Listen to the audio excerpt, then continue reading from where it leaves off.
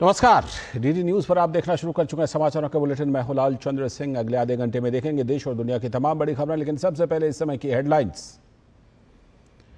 राष्ट्रपति द्रौपदी मुर्मू ने प्रदान किया 58वें ज्ञानपीठ पुरस्कार। स्वामी रामभद्राचार्य और गीतकार गुलजार को मिला ये प्रतिष्ठित पुरस्कार। रक्षा मंत्री राजनाथ सिंह ने भुज में सुरक्षा बलों का बढ़ाया हौसला। कहा, ऑपरेशन सिंदूर तो था सिर्फ ट्रेलर, समय आने पर दिखा देंगे पूरी पिक्चर। कच्छ में स्मृति वन भूकंप स्मारक संग्रहालय का भी किया दौरा। केंद्रीय गृह मंत्री अमित शाह ने नॉर्थ ब्लॉक में नए मल्टी एजेंसी सेंटर का किया उद्घाटन।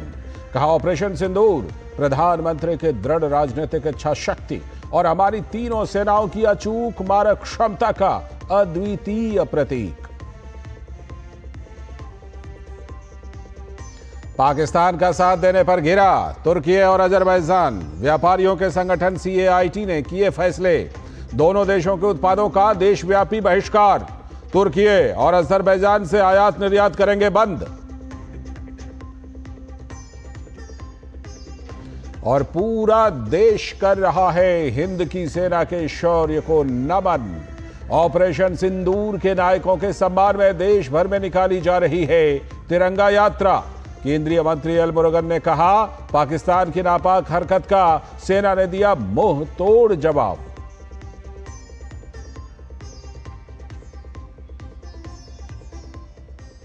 हेडलाइंस के बाद अब खबरें विस्तार से। जगत गुरु रामभद्राचार्य को 58वां ज्ञानपीठ पुरस्कार से सम्मानित किया गया। दिल्ली के विज्ञान भवन में आयोजित एक कार्यक्रम में राष्ट्रपति द्रौपदी मुर्मू ने संस्कृत के विज्ञान जगत गुरु रामभद्राचार्य को सम्मानित किया। ज्ञानपीठ पुरस्कार समारोह को संबोधित करते हुए राष्ट्रपति द्रौपदी मुर्मू ने कहा कि समाज में साहित्य की महत्वपूर्ण भूमिका होती है। उन्होंने कहा कि साहित्य समाज को जोड़ता है और जगाता भी है। भारतीय ज्ञानपीठ इन दो शब्दों में भारत भूमि में विकसित ज्ञान तथा सृजन की परंपराओं की मूलभूत एकता व्यक्त होती है। साहित्य समाज को जोड़ता भी और जगाता भी है। 19वीं सदी के सामाजिक जागरण से लेकर 20वीं सदी में हमारी स्वाधीनता संग्राम से जन जन को जोड़ने में कवियों और रचनाकारों ने महानायकों की भूमिका निभाई है। साहित्य की इस शक्ति को सम्मान देते हुए हमारी प्राचीन परंपरा में कवि अर्थात रचनाकार को सबसे अधिक सम्मान दिया गया है। और ज्ञानपीठ पुरस्कार प्राप्त करने पर जगत गुरु रामभद्राचार्य ने खुशी जताते हुए कहा कि उनकी विद्याओं का सही मूल्यांकन किया गया है। रामभद्राचार्य चित्रकूट में स्थित संत तुलसीदास के नाम पर स्थापित तुलसी पीठ नामक धार्मिक और सामाजिक सेवा संस्थान के संस्थापक और अध्यक्ष हैं। शिक्षा, साहित्य और आध्यात्मिक प्रवचन में उनका योगदान अद्वितीय है। ज्ञानपीठ पुरस्कार प्राप्त कर मैं वस्तुतः प्रसन्न हूं, क्योंकि मेरी विद्या का मूल्यांकन हुआ। श्रोताओं और मेरी बहन द्रौपदी मुर्मू, आप जानकर प्रसन्न होंगे कि ऐसी परिस्थिति में रहकर भी मैंने संस्कृत जगत को 4 महाकाव्य दिए। भारतस्य प्रतिष्ठे दे संस्कृतम संस्कृतिस्तथा। भारत की मूल 2 प्रतिष्ठाएं ही हैं, संस्कृत और संस्कृति। और जगत गुरु रामभद्राचार्य ने ऑपरेशन सिंदूर का जिक्र करते हुए भारतीय सैनिकों के पराक्रम की सराहना की। उन्होंने कहा कि हमारे सैनिकों ने वीरता का परिचय देते हुए दुश्मनों के दांत खट्टे कर दिए। इस बार जो हमारा ऑपरेशन सिंदूर संपन्न हुआ, उसमें वेद का एक मंत्र काम कर रहा था।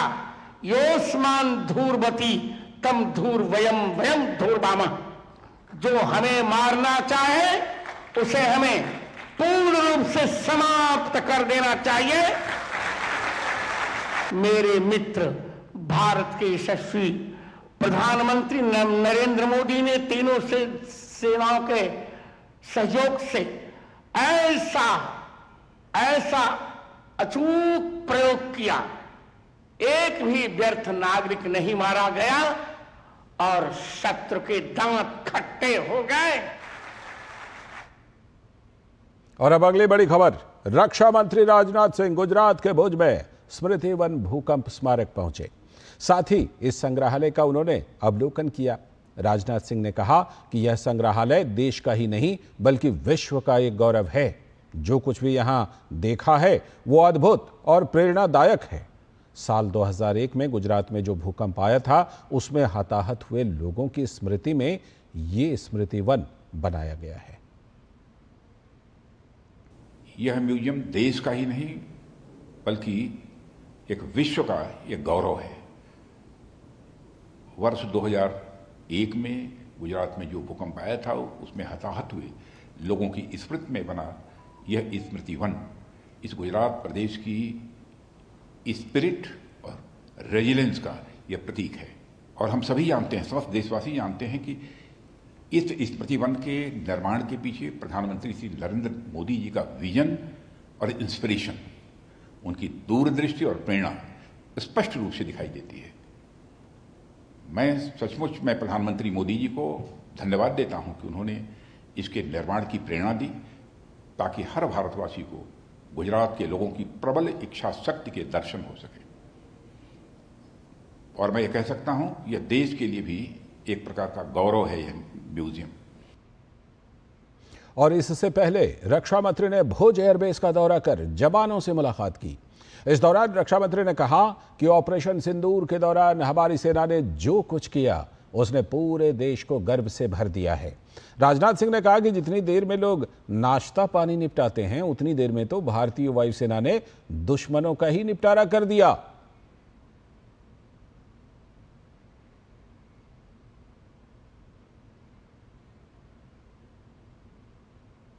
यह कहना गलत नहीं होगा, जितनी देर में लोग नाश्ता पानी निपटाते हैं उतनी देर में आपने दुश्मनों को निपटा दिया।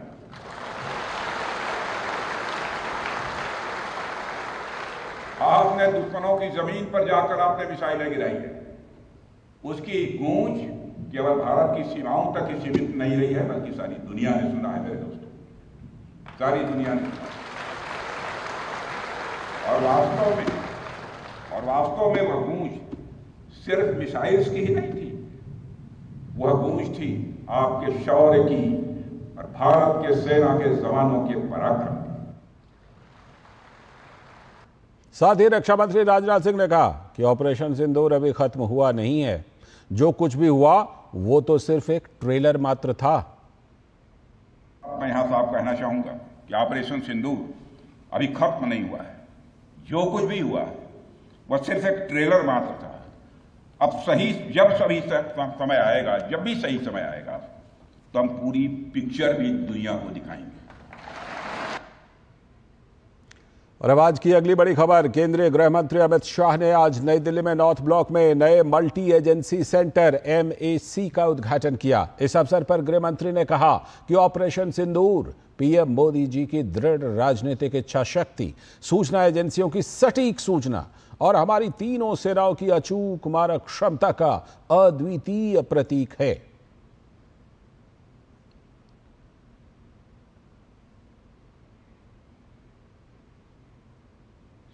आगे बढ़ने से पहले वक्त आ गया एक छोटे से ब्रेक का। ब्रेक के बाद लौटेंगे तो देखेंगे कुछ और बड़ी खबरें।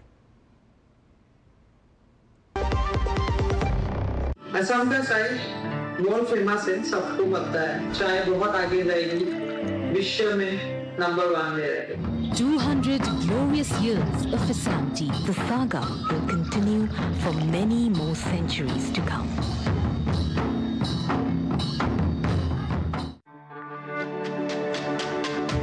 मेरी पसंद, मेरी पसंद, मेरी पसंद, मेरी पसंद। हमारी पसंद। हम सबकी पसंद। मजबूत देश का मजबूत सरिया हो गया स्टील। स्वागत है ब्रेक के बाद।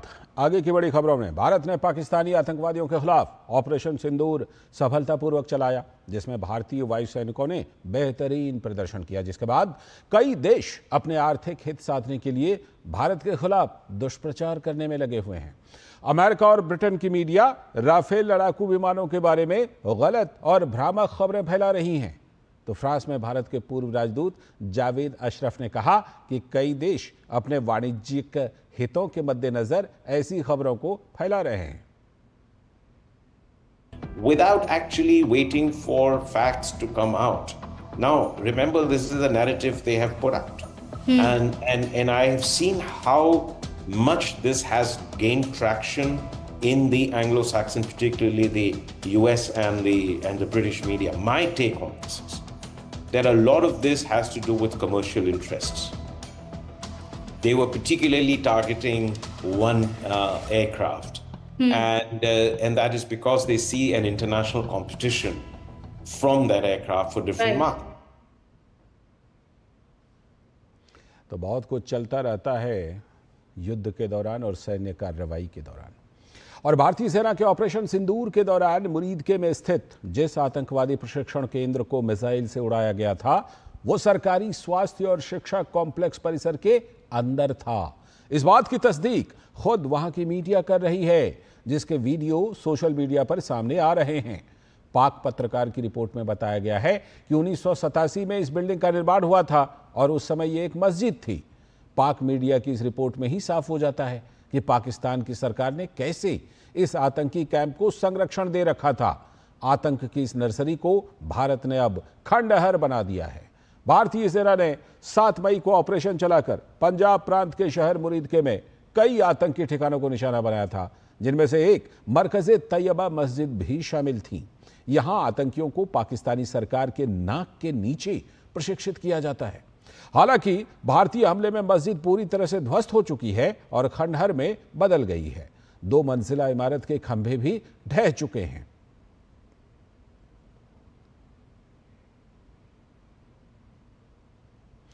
और ऑपरेशन सिंदूर में दुनिया ने भारतीय हवाई हमलों की सटीकता तो देखी ही, लेकिन साथ ही इस दौरान भारतीय रक्षा प्रणाली ने जो कमाल किया वो बेहद सराहनीय है। इनमें स्वदेशी तौर पर निर्मित आकाश तीर रक्षा प्रणाली ने जो प्रदर्शन किया, उसकी दुनिया भर में प्रशंसा हो रही है। आखिर क्यों है आकाश तीर डिफेंस सिस्टम इतना खास? देखिए इस रिपोर्ट में। ऑपरेशन सिंदूर के तहत भारत ने पाकिस्तान में जो सटीक हमले किए, उनकी खूब चर्चा हुई, लेकिन साथ ही पाकिस्तान से आने वाले जवाबी हमलों को विफल करने के लिए भारत की रक्षा प्रणाली की भी बहुत प्रशंसा हो रही है। भारतीय रक्षा प्रणाली में आकाश तीर एक चमकता हुआ सितारा बनकर उभरा है। यह आकाश तीर ही था जिसने पाकिस्तान की ओर आने वाले सभी हवाई हमलों जैसे ड्रोन और मिसाइल को रोक दिया था। आकाश तीर भारत की एक स्वदेशी एकीकृत वायु रक्षा प्रणाली है, जो वास्तविक समय की हवाई तस्वीर प्रदान करती है। जहाँ एक तरफ भारत ने पाकिस्तान के अंदर कई लक्ष्यों पर सटीकता से प्रहार किया, तो वहीं पाकिस्तान अपने हमलों में बुरी तरह विफल रहा। दुनिया भर के रक्षा विशेषज्ञों ने इस शानदार प्रदर्शन के लिए आकाश तीर की तारीफ की है। 9 और 10 मई की रात को आकाश तीर के जरिए भारत ने पाकिस्तान के बहुत सारे हमलों को नाकाम किया। इस दौरान आकाश तीर ने पाकिस्तान की तरफ से आने वाले सभी हवाई ड्रोन्स और मिसाइलों को रोक दिया था। इस प्रणाली ने छोटे यूएवी और दूसरे हथियारों को भी भारतीय हवाई क्षेत्र में प्रवेश नहीं करने दिया। आकाश तीर एक पूर्णतः स्वदेशी उत्पाद है, जो आत्मनिर्भर भारत की शक्ति को दर्शाता है। इसके साथ अब भारत पूरी तरह से स्वचालित और एकीकृत ADC&R क्षमता वाले विशिष्ट देशों में शामिल हो गया है। आकाश तीर ने प्रदर्शित किया है कि यह दुनिया के किसी भी अन्य हथियार की तुलना में तेजी से देखता है, निर्णय लेता है और हमला करता है। वहीं इस दौरान आकाश तीर की तुलना में पाकिस्तान की रक्षा प्रतिक्रिया पूरी तरह से विफल साबित हुई है। आकाश तीर ने वास्तविक समय में लक्ष्यों को सफलतापूर्वक इंटरसेप्ट किया। इस प्रणाली ने ड्रोन वॉरफेयर में बेहद अहम भूमिका निभाई। इसने साबित किया कि भारत आतंकवाद का स्वनिर्मित हथियारों से करारा जवाब दे सकता है। इसी वजह से दुनिया भर के विशेषज्ञ अब आकाश तीर को युद्ध रणनीति में एक अहम हथियार करार दे रहे हैं। वहीं दूसरी तरफ पाकिस्तान की रक्षा प्रतिक्रिया में चीन में निर्मित HQ-9 और HQ-16 प्रणालियां शामिल थी, लेकिन ये हमारे प्रोजेक्टाइल का पता लगाने और उन्हें समय पर रोकने में पूरी तरह विफल साबित हुई, जिसके चलते पाकिस्तान को भारी नुकसान हुआ। यह कहना गलत नहीं होगा कि आकाश तीर ने हमारे रणनीतिक सिद्धांत में एक नया अध्याय जोड़ दिया है। Bureau report, DD news. और उधर लश्कर ए तैयबा आतंकी नेटवर्क को नष्ट करने के चल रहे प्रयासों में बडगाम पुलिस ने प्रतिबंधित आतंकवादी संगठन लश्कर ए तैयबा से जुड़े 3 आतंकवादियों के सहयोगियों को गिरफ्तार किया है। गिरफ्तार व्यक्तियों की पहचान मुजम्मिल अहमद, इशफाक और मुनीर अहमद, जो निवासी मीरीपोरा बीरवाह के रूप में की गई है। ये गिरफ्तारियां काबूसा नारबल इलाके में की गईं। आतंकवादियों के गढ़ से एक पिस्टल और एक हथगोले सहित हथियार और गोला बारूद बरामद किए गए। जांच के दौरान ये सामने आया कि गिरफ्तार किए गए व्यक्ति सक्रिय लश्कर आतंकवादी आबिद कयूम लोन के संपर्क में थे, जो 2020 में पाकिस्तान में घुसपैठ कर गया था और बाद में लश्कर संगठन में शामिल हो गया था। यह आतंकवादी वर्तमान में पाकिस्तान से काम कर रहा है और स्थानीय युवाओं को आतंकवादी गतिविधियों में शामिल होने का षड्यंत्र रचने में लगा हुआ है।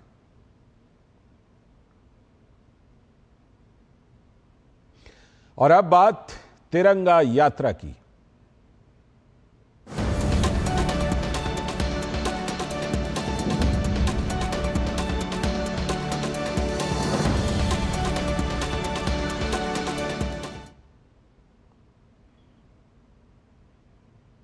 असम के डिब्रूगढ़ में ऑपरेशन सिंदूर के नायकों के सम्मान में तिरंगा यात्रा निकाली गई।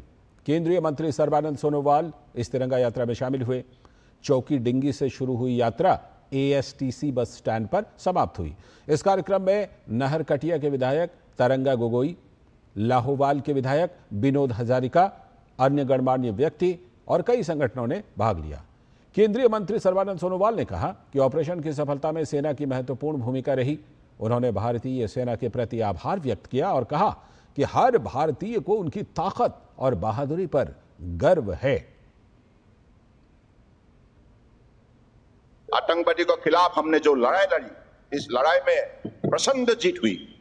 तो इसलिए आज तिरंगा यात्रा हम इसको सफल बनाने के लिए, मनाने के लिए सभी कार्यकर्ता निष्ठापूर्वक जुड़े हुए हैं।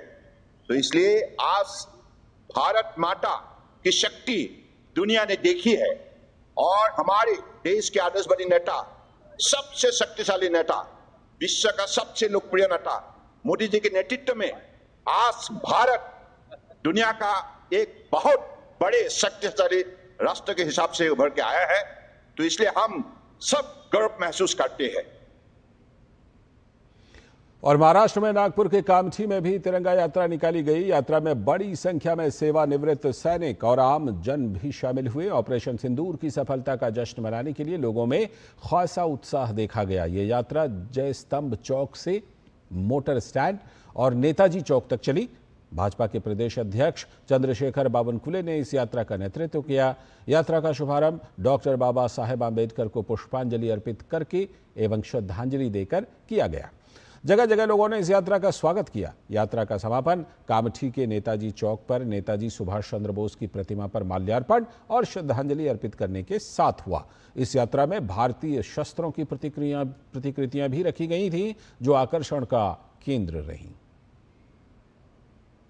तिरंगा रैली जो है और महाराष्ट्र में जो 1,500 तिरंगा रैलियां हो रही है, ये सारी रैलियां जनता की है। 140 करोड़ भारतीय, 14 करोड़ महाराष्ट्र के लोग सेना के साथ है, देश सेना के साथ है, मोदी जी के साथ लोग, सेना सब देश है, मोदी जी के साथ सब जनता है, सेना के साथ पूरी जनता है।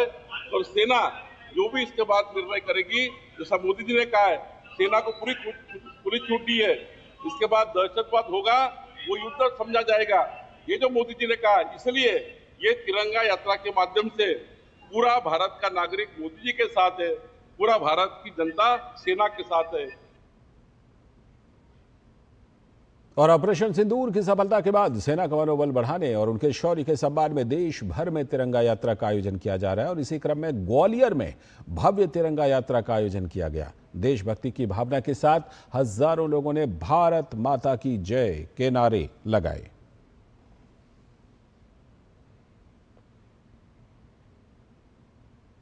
देश के लिए बड़े गर्व की बात है कि दुश्मन के कायराना हमले के खिलाफ सेना ने बहुत महत्वपूर्ण और मतलब पूरे विश्व को दिखा दिया है कि भारत एक विश्व शक्ति के रूप में आगे बढ़ रहा है और ये हर भारतीय के लिए बड़े गर्व की बात है कि ये जो आज का यात्रा है, तिरंगा यात्रा, वो हमारी फौज का मनोबल बढ़ाने के लिए और देश को इकट्ठा करने के लिए यात्रा है। आज के समय में हमें अपनी नई पीढ़ी को जागरूक करना है, अपने देश प्रेम को बनाए रखना है और जहाँ पर भी जरूरत पड़े उसमें मतलब पार्टिसिपेट करना है और जितना अधिक से अधिक योगदान दे सकते हैं करने की कोशिश करनी चाहिए। हमने जो इनके साथ में किया है हमारी सेना ने शौर्य में, उनके उपलक्ष्य में आज हम सब यहाँ एकत्रित होकर ग्वालियर के अंदर उनके सम्मान में ये तिरंगा यात्रा निकाल रहे हैं। भारतीय सेना ने क्षणिक समय में जो शौर्य दिखाया है और जितना आदेश मिला उतना किया।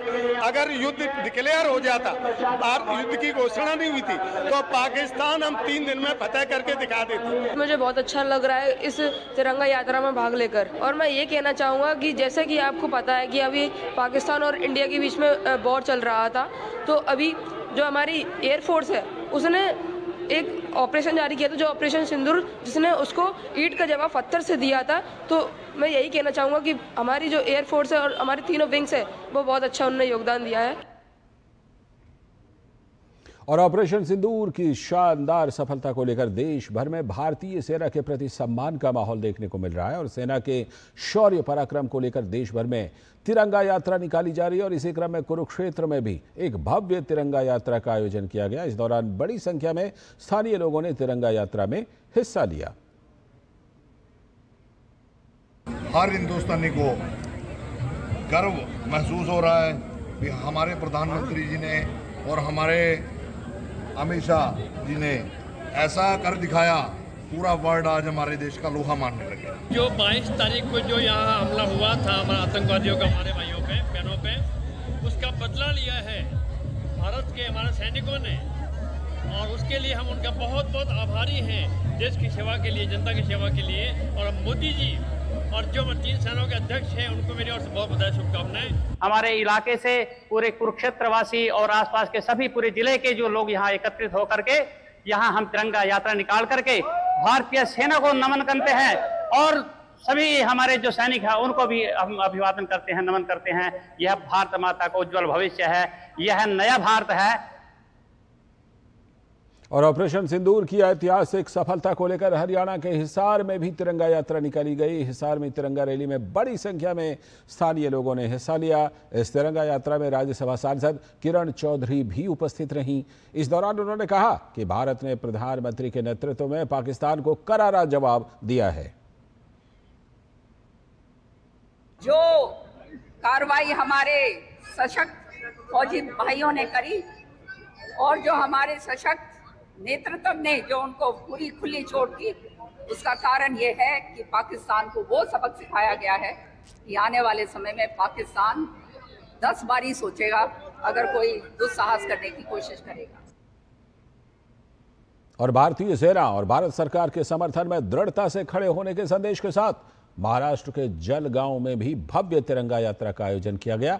इस यात्रा में मंत्री, सांसद, विधायक समेत शहर के सैकड़ों नागरिक शामिल हुए।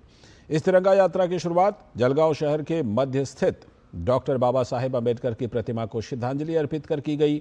यात्रा के दौरान देशभक्ति से ओतप्रोत वातावरण देखने को मिला। महिलाओं ने विशेष रूप से 100 फीट लंबा तिरंगा बनाया था, जो देशभक्ति की भावना का प्रतीक बना। पूरी यात्रा के दौरान भारत माता की जय और वंदे मातरम जैसे गगन भेदी नारों से शहर गूंज उठा। तिरंगा यात्रा ने नागरिकों में राष्ट्र प्रेम की भावना को और प्रबल किया तथा यह संदेश दिया कि देश की एकता और अखंडता के लिए हर भारतीय एकजुट है। अगली खबर उत्तर प्रदेश में भारत नेपाल सीमा से सटे श्रावस्ती जिले में अवैध रूप से निर्मित धार्मिक स्थलों के खिलाफ पिछले 17 दिनों से कार्रवाई का सिलसिला जारी है। इसके तहत जहां गैर मान्यता प्राप्त मदरसों को सील किया जा रहा है, तो वहीं सरकारी जमीन पर बने मदरसों को बुलडोजर से ध्वस्त भी किया जा रहा है। अब तक 20 मदरसों, 2 ईदगाह और 1 मस्जिद को ध्वस्त किया जा चुका है, जबकि 110 मदरसों को सील भी किया गया है। इस कार्रवाई से अवैध मदरसा संचालकों के साथ भूमाफियाओं में हड़कंप मचा हुआ है। वैसे जो कार्रवाई चल रही है बंद कराए गए हैं, उसे जो है गैर मान्यता प्राप्त वाले मदरसों को, और उसमें जो सरकार के प्रशासन जो उचित निर्णय ले रहा है उसमें जो कार्रवाई चल रही है प्रशासन द्वारा कहे। इसके साथ इस बुलेटिन में फिलहाल इतना ही, लेकिन डीडी न्यूज पर खबरों और कार्यक्रमों का सिलसिला लगातार जारी। हमें दीजिए अनुमति। नमस्कार।